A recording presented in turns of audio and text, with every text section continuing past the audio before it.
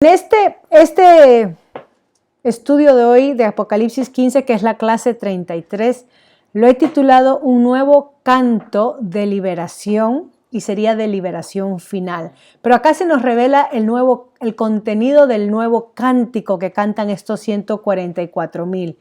Y este es el preludio a los juicios de las copas, que empieza en el capítulo 16. Miren más o menos el bosquejo. En este capítulo 15 vamos a ver los primeros 4 versículos que habla sobre el cántico de Moisés y el Cordero. Y ahí automáticamente Juan nos está conectando a la historia de Israel, a la historia del Éxodo, que sucedió en el libro de Éxodo, en el segundo libro de la Biblia. ¿Ves cómo se conecta la palabra de Dios?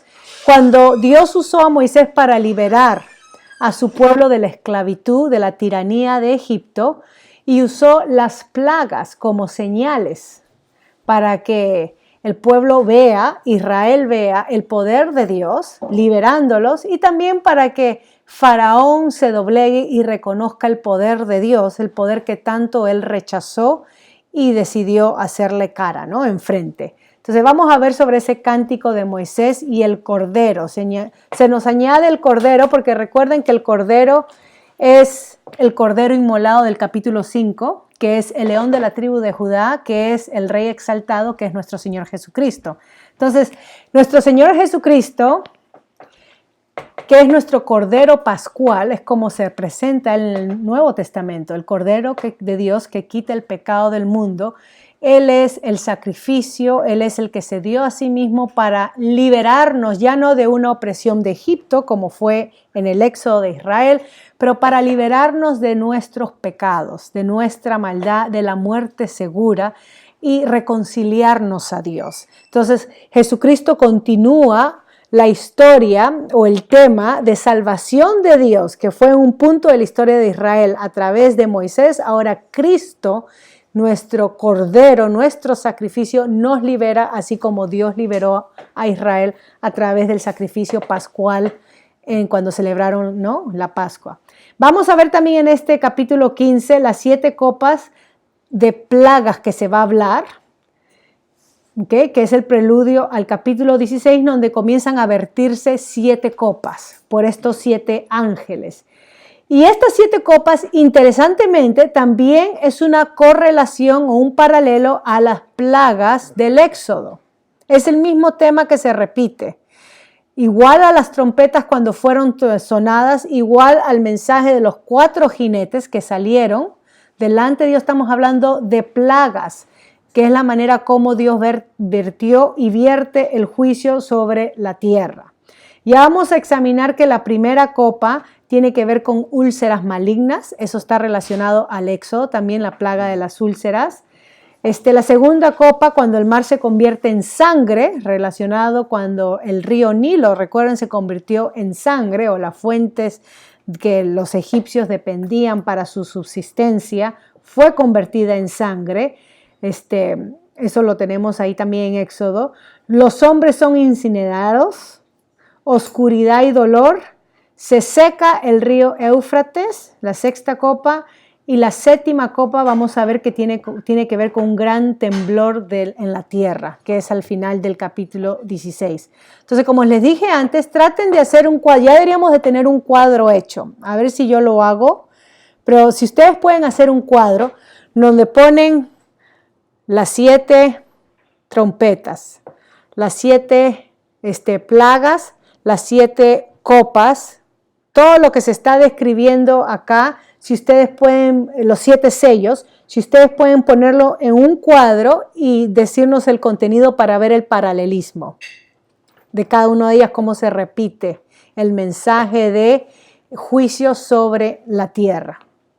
¿Okay? Entonces, en este capítulo 15, que se introducen las 7 copas, está relacionado al ciclo de las plagas divinas. Y hemos visto que el propósito de Dios en mandar juicio es para redención. Dios manda juicio no porque ya me cansaron estos humanos y los voy a eliminar y los voy a esfumar sobre la tierra, sino con el propósito de Dios es atraerlos a Él. Es como el padre que castiga a su hijo con el propósito de disciplinarlo y corregirlo. Entonces, el propósito del juicio de Dios es un propósito redentor. Es lo que hemos visto en el capítulo 9, versículo 20 y 21. Miren lo que dice 9, 20 y 21. Y los otros hombres que no fueron muertos con estas plagas, ni aun así se arrepintieron de las obras de sus manos, ni dejaron de adorar a los demonios y a las imágenes de oro, de plata, de bronce, de piedra y de madera, las cuales no pueden ver, ni oír, ni andar, y no se arrepintieron de sus homicidios, de sus hechicerías, ni de su fornicación, ni de sus hurtos. Entonces, en vez de dejar que el juicio de Dios lo convenzca a la humanidad y los traiga en arrepentimiento a Dios, lo que hace que el juicio de Dios hace que ellos se excusan delante de Dios y no se arrepienten, se endurecen. Ya nosotros hemos estudiado el proceso de una persona que rechaza el mensaje de Dios, entra en un proceso de endurecimiento. Cuando uno escucha la palabra, uno siempre nos fastidia oír la Biblia, porque nos agarra, dice que la palabra de Dios es tan afiluda como una espada de dos filos, que entra hasta lo más íntimo de nosotros, ¿no? Hasta las conyunturas, y ahí como que nos hiere. Y la cosa es que la palabra de Dios, cuando es hablada, sí nos consuela, sí nos anima, la palabra de Dios sí nos motiva, pero el otro propósito de la palabra de Dios no es masajearnos tanto y acariciarnos y qué bien, me siento amado por Dios. El otro propósito en el mensaje bíblico es convencernos de nuestra maldad. O sea, trabajar para corregir nuestros actos, nuestros malos hábitos, nuestras malas conductas. Es el propósito de discernimiento que hace el Espíritu Santo con su palabra en nuestras vidas. Y eso no nos gusta. A nosotros nos gusta que nos prediquen del amor y la salvación y estamos bien con Dios. Dios es amor, me encanta. Dios me perdona, me encanta. Esto Dios enjuicia, Dios se ira, Dios actúa para castigar. Eso no me gusta. Eso no me gusta, entonces prefiero dejarlo a un lado. Pero esa es la Biblia de Dios. Esa es parte del mensaje de Dios. Tanto el amor, el perdón de Dios, como el juicio y la ira de Dios para aquellos que rehúsan venir a Él en arrepentimiento, doblegarse y obedecerle, porque también se aplica al creyente, el creyente que anda como un carnal o el creyente que, más bien, la persona que conoce acerca de Dios pero anda como un incrédulo. La persona que conoce Biblia, que va a la iglesia, que puede escuchar y saberse la Biblia de pe a pa, pero su vida refleja no la vida de un creyente, pero la vida de un incrédulo. Corintios, Pablo habla a los hermanos en Corintios y dice que el juicio de Dios cae, porque el juicio de Dios empieza en casa, o sea, con los cristianos. Y es por eso que Pablo insta a los hermanos en Corintios a que juzguemos entre nosotros mismos. Nosotros nos gusta escuchar mensajes de no hay que juzgar. Y sí, el Señor Jesucristo nos habla en Mateo 7 de no juzguéis unos a otros, pero está hablando de no juzgar con hipocresía. No yo pretender pasar juicio cuando yo soy peor. Ese tipo de juicio no se debe de hacer con hipocresía. Pero la Biblia sí nos habla en juzgar cuando vemos que andamos mal. Tenemos que pasarnos juicio con el propósito de traernos a la verdad, no para herirnos, no para hacernos daño, porque el amor cristiano nos llama a poder vivir en comunión unos con otros, vivir en armonía con Dios. Pero si yo ando desordenadamente o no según la palabra de Dios y justifico mi andar, entonces ustedes, mis hermanos, me tienen que jalar las orejas, por decirlo así. Ustedes me tienen, si me aman, ustedes tienen que arriesgar su relación conmigo, a pesar de que yo no los entienda y le diga, no, es que no me quieres, o que yo los vea diferente. Ustedes tienen que arriesgarse en amor a mí, a Cristo, y decirme, Yoconda, estás mal porque esto dice la Biblia y tú estás actuando así. El juicio de Dios empieza por casa. Entonces acá vemos en el capítulo 15 cuando el juicio de Dios es vertida sobre la tierra, sobre la humanidad incrédula, con el propósito de redimir, y vemos que la humanidad, como en el capítulo 9 dice, no me interesa Dios, rechaza el mensaje de Dios. Algo muy lamentable. Eso lo estudiamos la última semana. Ok, el capítulo 14 vuelve a repetir el tema en el capítulo 16, vuelve a repetir el tema de que no se arrepintieron, versículo 9, que ya lo vamos a estudiar porque es hacia adelante, ¿no? Versículo 9 del capítulo 16, y los hombres se quemaron con el gran calor y blasfemaron el nombre de Dios, que tiene poder sobre estas plagas, y no se arrepintieron para darle gloria. Una humanidad que decide edificarse, construir sobre méritos humanos. No necesito de Dios, yo mismo puedo. Y ya hemos visto la falsa religión del capítulo 13, este falso profeta, y hemos visto cómo se aplicó el primer siglo del judaísmo con los líderes religiosos que pretendían adorar, alabar, servir a Dios, pero cuando Jesucristo los llamó al arrepentimiento, ellos le dijeron que nuestro Señor Jesucristo estaba poseído. Y Jesucristo les dice, ustedes no me escuchan a mí porque nunca escucharon a mi Padre. Ustedes son hijos del diablo. Pretenden ser hijos de Dios. Claman ser hijos de Abraham. En Abraham tenemos nuestra descendencia. Se conocían el Antiguo Testamento de memoria. Grandes doctores de la palabra de Dios. Y Jesucristo dice, ustedes no me conocen porque no conocen al Padre. Entonces también podemos pensar, yo no necesito arrepentirme porque soy religioso, soy cristiano, conozco de Dios, pero el conocer de Dios no es algo intelectual, debe ser algo que motive mi vida, que dirija mi vida. O sea, yo muestro mi conocimiento a Dios en la manera como yo vivo, en armonía con la voluntad de Dios o no. Yo puedo decir, hermanos, mire qué cristiana que soy o mire cuánto conozco. Pero cuando ustedes examinan mi vida, ven que no está en armonía con lo que Dios dice. Entonces eso es una pretensión y que debe ser corregida, ¿no? Eso lo vemos que era algo que en estas iglesias habían 5 que caían, que habían falsos profetas, que enseñaban no solamente falsa doctrina, pero que también vivían en una manera inmoral o en contra de la voluntad de Dios, como hemos visto. Lo que ve Juan es una visión de juicio simbólico, así como la mujer, así como el dragón de capítulo 13, esta escena de ángeles que se preparan para derramar las plagas del cielo, ¿no? O sea, de la presencia de Dios. Ahora, no sé si ustedes están familiarizados con los escritos de C.S. Lewis. Ese es otro autor fascinante para leer. Fue uno que fue ateo y después se convirtió al cristianismo en su vida ya mediana, adulta.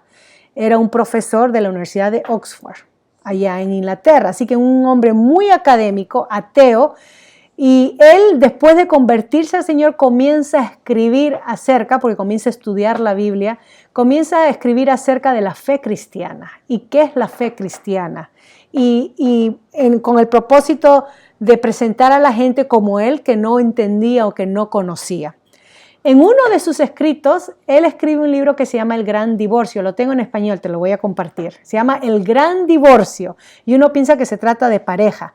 Pero no sé, es un libro pequeño, pero es fascinante porque te activa la mente, te hace como que, ¿qué?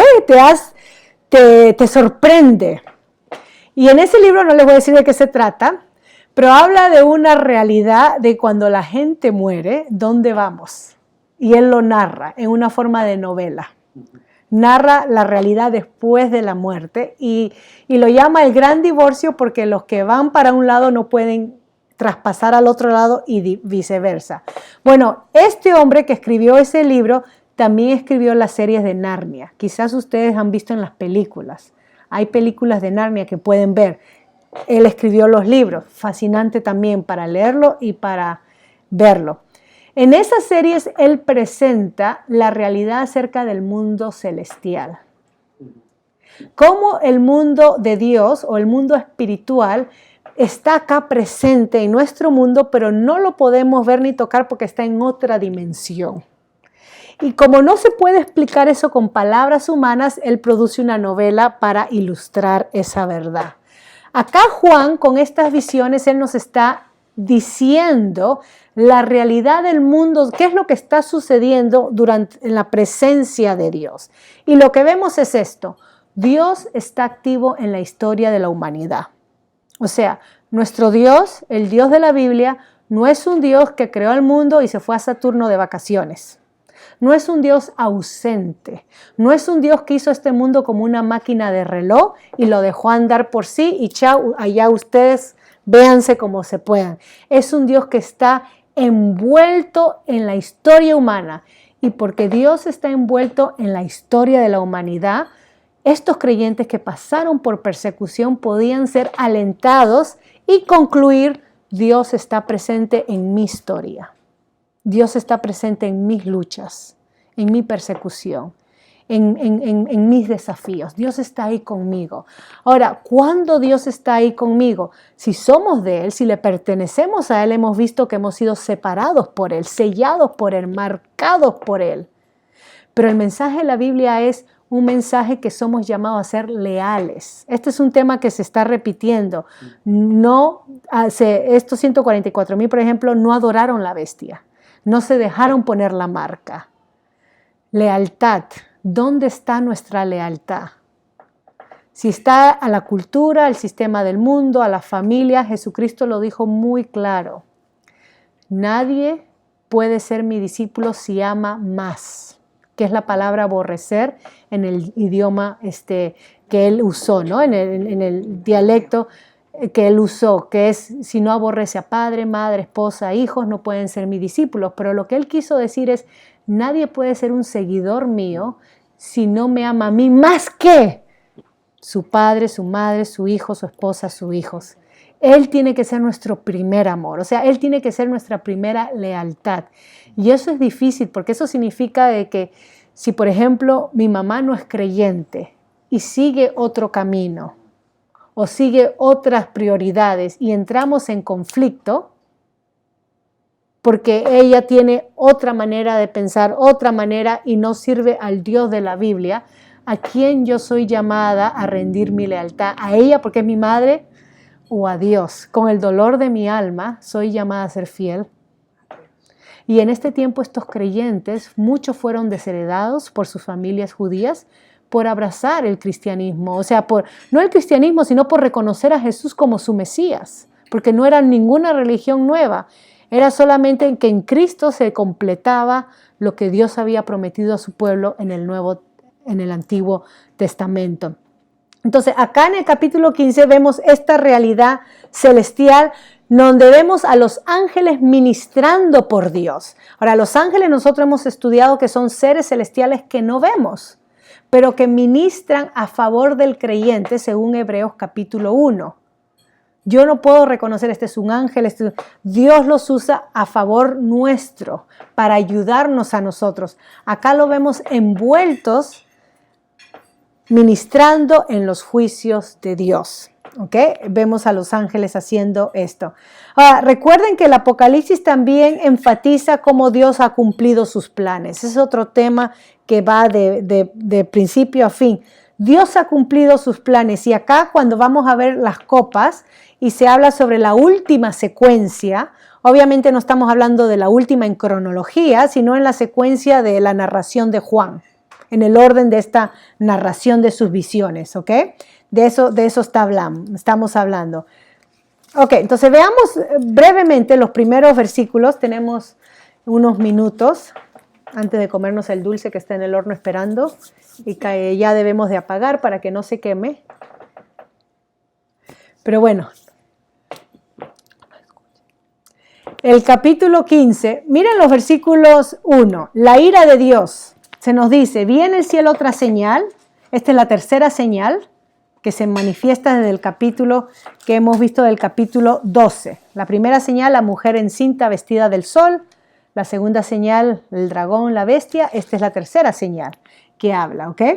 Grande y admirable, y habla de 7 ángeles que tenían las 7 plagas postreras. Esas plagas tienen que ver con la manera como Dios castigaba a su pueblo por desobedecer a Él. Acá se aplica a la humanidad incrédula. Ahora Dios va a vertir las plagas. Dios en Levíticos y en Deuteronomio 28, Dios dice, si ustedes me obedecen, los bendeciré en la tierra que les doy. Si ustedes me desobedecen, hablando de Israel, los castigaré con plagas, enfermedades, y da una lista hasta el exilio. Todo eso lo dice años antes de que suceda el exilio. Entonces las plagas es la manera como Dios castiga, ¿ok? Porque en ellas se consumaba la ira de Dios. Este tema de consumir la ira de Dios, ¿qué es? Que Dios está cansado, que tiene que satisfacer porque muchos lo han malentendido así. Dios es un sádico. Una persona malévola, como se presenta en la Biblia, que tiene que satisfacer su sed de venganza. Es lo que eso presenta a Dios.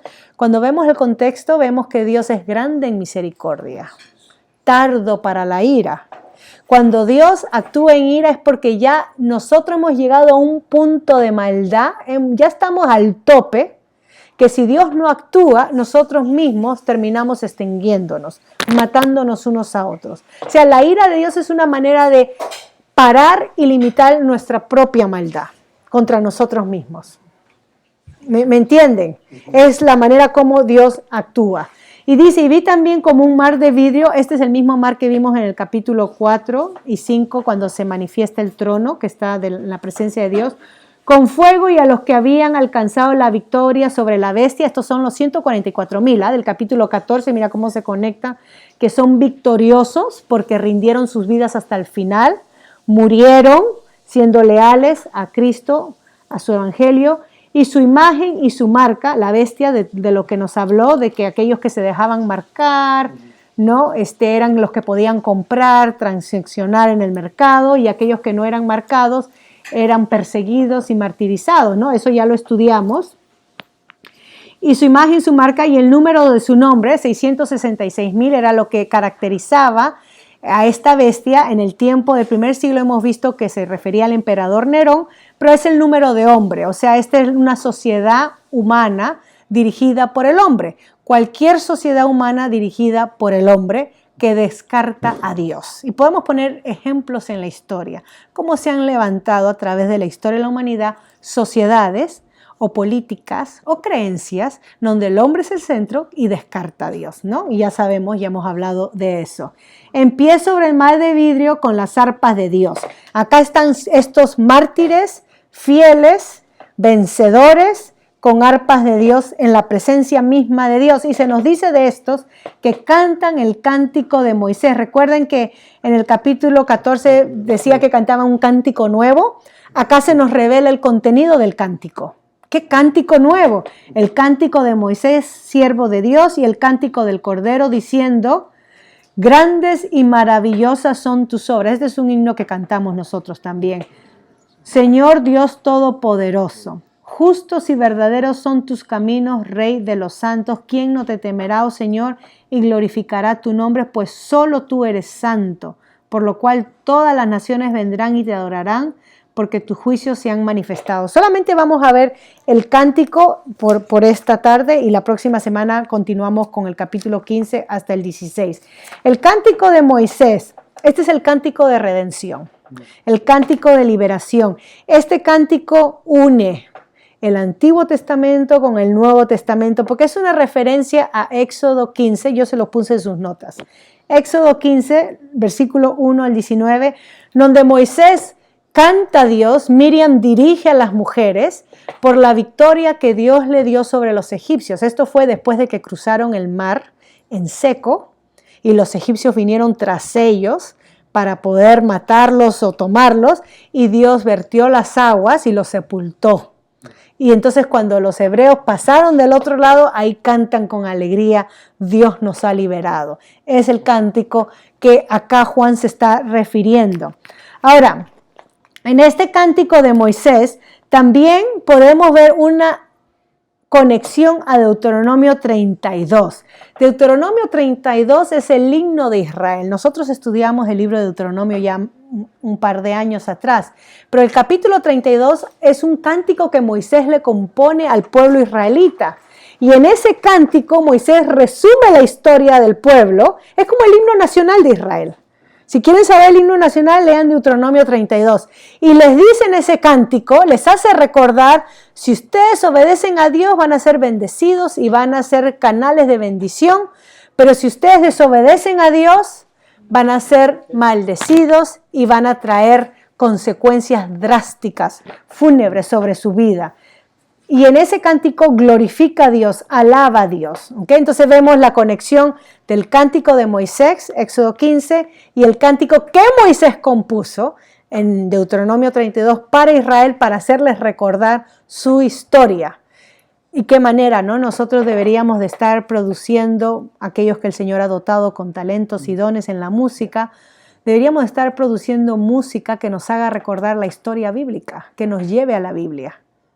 Porque hay veces se nos olvida pasajes, pero ustedes imagínense cantar un himno o un cántico que nos relate algo de la Biblia y así no se nos olvida.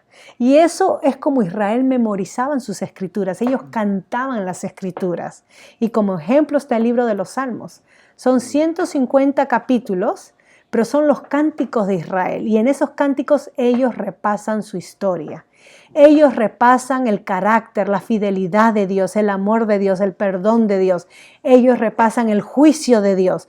Todo lo repasan en cánticos, porque es así como nosotros, y también es algo muy, digamos, muy típico, ¿no? En nuestros pueblos, nuestras costumbres, cuando se componen.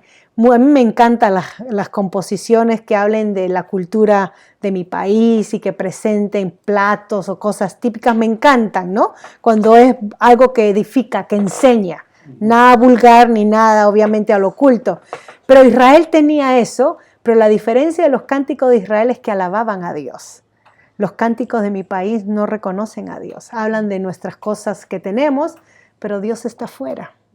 Diferente con Israel, el pueblo de Dios. Voy terminando. Entonces el cántico del Cordero, este Cordero que fue mencionado previamente en el capítulo 5. Grandes y maravillosas son tus obras. Esto es referencia al Salmo 40, al Salmo 92, al Salmo 111, al Salmo 139. Ustedes pueden leer esos salmos. Les leo un versículo para que vean cómo esto conecta al resto de la Biblia. Porque la Biblia es, todos los 66 libros es un cuadro. Y nosotros estamos estudiando un pedacito del cuadro. Pero este pedacito del cuadro hay que entenderlo en el contexto de todo el cuadro para poder entender el mensaje de Dios. Y a medida que vamos estudiando y leyendo y familiarizándonos con el mensaje de Dios, vamos a poder entender la historia y cuál es el propósito de Dios, ¿no? ¿Por qué reveló esto? ¿Qué nos quiere enseñar? Por ejemplo, el Salmo 40, versículo 5. Salmo 40, versículo 5. Este es un salmo excelente si estamos pasando por depresión o bajos en nuestras vidas. Este salmo habla a nuestra alma. Voy a leer el versículo, Salmo 40. A ver, ¿qué versículo dije? 5. ¿Dónde está? 5 o me comí la letra, me comí el nombre. 5:45. Bueno, voy a leer el versículo 13. Pero este salmo ustedes pueden leerlo si están pasando por depresión, por tiempos de soledad, por tiempos de enfermedad. Este salmo es excelente. Versículo 13. Bendito sea Jehová, el Dios de Israel, por los siglos de los siglos. Y ese amén y amén es así es. Así es. El versículo 5 habla de los enemigos, pero parece que me comí ese. El Salmo 92:5. Vamos a ver el Salmo 92:5. Cuán grandes son tus obras, oh Jehová, muy profundos son tus pensamientos. Y habla con bueno es alabar a Jehová y cantar salmos a su nombre, ¿no? Este es un corito que cantamos, anunciar por la mañana tu misericordia y tu verdad de noche. Recordar los hechos de Dios, recordar las obras de Dios. Cuando nosotros nos entristecemos o entramos en esos tiempos de depresión, la tendencia nuestra es entrar dentro de mí y lamentarme por mi situación. El enfoque es introspectivo, es hacia mí. la palabra del Señor nos enseña algo, que cuando estamos en esos momentos de bajeza, que estamos sumergidos por la soledad, la depresión, lo que no debemos de hacer es mirar hacia adentro porque nos deprimimos más. El mirar hacia adentro me crea más depresión porque me lamento y pregunto por qué y comparo y veo a otros y no es justo, y eso es lo que causa el mirar hacia adentro. La Biblia nos enseña que para poder levantarme de esa situación tengo que mirar a Dios, enfocar mi mirada en quién es Dios, repasar la historia de Dios. Y Dios entonces me va a dar la esperanza, me va a sacar de eso en que me he sumergido, en esa depresión, es Dios el que me da ese aliento, no mirando hacia adentro, hacia mí, pero mirando hacia Él. Y es por eso que el salmista pueden decir, grandes y maravillosas son tus obras. Pero acá los mártires murieron siendo perseguidos, siendo maltratados. ¿Cómo yo puedo decir grande es Dios cuando la gente me está atacando? Es que no miraban hacia ellos, miraban hacia aquel que ya triunfó y es victorioso. Señor Todopoderoso es reconocer el señorío de Dios, el Dios del pacto, el Dios de Israel, el Redentor. Él habla del Dios que vio a la humanidad y dijo, hay que hacer algo por rescatar a la humanidad que cree, que Él formó. Es el Dios que se movió a hacer algo a favor nuestro y no el Dios que dijo, bueno, le di mis mandatos, no obedecieron, allá ellos que se pierdan. Es el Dios que se involucró con nosotros, llamando a un hombre, Abraham, y empezando una familia, una nación. ¿Para qué? Para que a través de ese hombre, esa nación, Israel, todas las familias de la tierra sean bendecidas. Y una de las maneras como nosotros hemos sido bendecidos por Israel es porque Israel nos trajo el Antiguo Testamento, la palabra de Dios. Si no existiera o fuera Israel, ¿qué sería de nuestra Biblia? ¿Qué tendríamos? No tendríamos esto. Estaríamos mirando a las estrellas a ver dónde está la guía o la dirección. A través de Israel Dios nos dio su palabra. Así que hemos sido bendecidos con la palabra de Dios a través de Israel. Y obviamente nuestro Señor Jesucristo, un judío, un israelita. Hemos sido bendecidos por quién es Él y lo que hizo por nosotros. Señor Todopoderoso, el Dios de Israel, Dios de las edades, justos y verdaderos son tus caminos. Amén. Esto es tan importante porque la Biblia es la justicia de Dios revelada. Yo quiero saber qué significa justicia, lea la Biblia. Quiero saber qué es la verdad, lea la Biblia. Acá está la verdad, acá está la justicia. No está afuera, no está en un sistema, no está en un líder político ni en un líder religioso. Está acá. Dios nos ha revelado qué es realmente justicia y qué es realmente verdad. Cosas que nos sacan fuera de onda. Nosotros estudiamos el libro de Deuteronomio, que uno dice, uy, ese libro antiquísimo, ¿qué tiene que ver conmigo? Pero nos enseña unas verdades preciosas. Por ejemplo, y es algo que yo repito esto porque es algo que se me ha quedado a mí.